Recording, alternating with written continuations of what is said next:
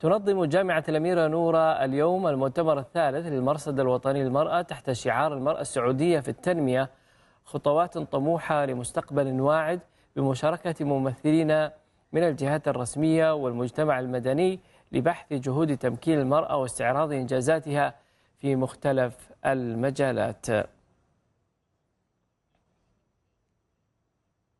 المزيد من التفاصيل ينضم إلينا الزميل حمد بن حسين. حمد، صباح الخير وأهلا بك معي في هذه الدقائق. حدثنا عن أبرز جوانب هذا المؤتمر.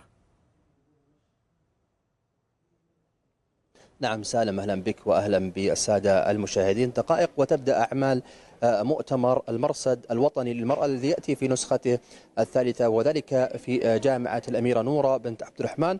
هذا المؤتمر الذي يأتي في نسخته الثالثة هو تحت شعار المرأة السعودية في التنمية، خطوات طموحة لمستقبل واعد. طبعا هذه النسخة تأتي لاستعراض تعزيز حضور المرأة في مسيرة التنمية الوطنية الشاملة، واستعراض المكاسب التي حققتها في الأصعدة التشريعية والاجتماعية والاقتصادية. بالإضافة إلى ذلك فإن هذا المؤتمر يناقش الممارسات والمبادرات الفاعلة في دعم سياسات تمكين المرأة.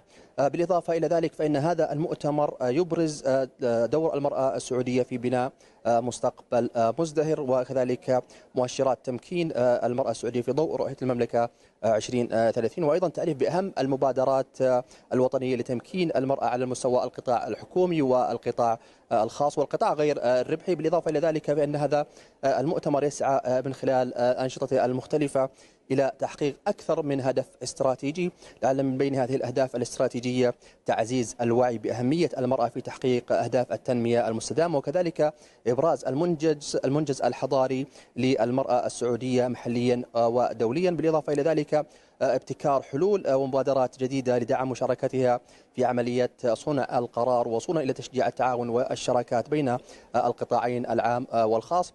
هذا المؤتمر يشتمل على العديد من الأنشطة المختلفة، جلسات حوارية، بالإضافة إلى معرض مصاحب.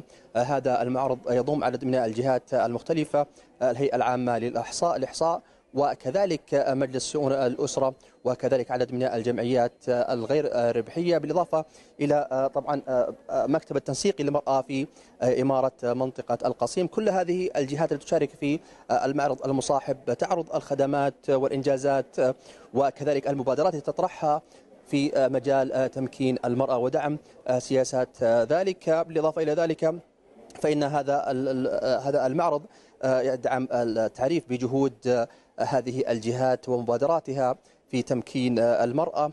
إذن هذا المؤتمر الذي ينظمه طبعا المرصد الوطني لمشاركة المرأة، وهو بيت خبرة يعمل على رصد مشاركة المرأة في التنمية على كافة المستويات المحلية والعالمية، بالإضافة إلى ذلك أثرها المباشر على المجتمع والتنمية بشكل عام. ويمثل المرصد مرجعا دائما لصنع القرار. إذن تبدأ أعمال هذا المؤتمر بعد دقائق مشتملة على العديد من الأنشطة. هناك 4 جلسات حوارية. ستكون الجلسة الأولى في هذا المؤتمر عن مؤشرات مشاركة المرأة السعودية في التنمية، سياقات وطنية. بعد ذلك هناك جلسة أخرى عن تمكين المرأة السعودية منذ إطلاق رؤية المملكة 2030، الجهود المبذولة والتقدم المحرز. وأيضا جلسة أخرى عن المرأة السعودية والابتكار الاجتماعي، تمكين وتكامل. وكذلك هناك جلسة نقاشية رابعة عن المرأة في سوق العمل، دعم الشمولية والتنوع الاقتصادي. أعمال هذا المؤتمر مستمرة حتى الساعة 3:30 مساء. شكرا لك زميلي حمد على كل هذه المعلومات حول هذا المؤتمر.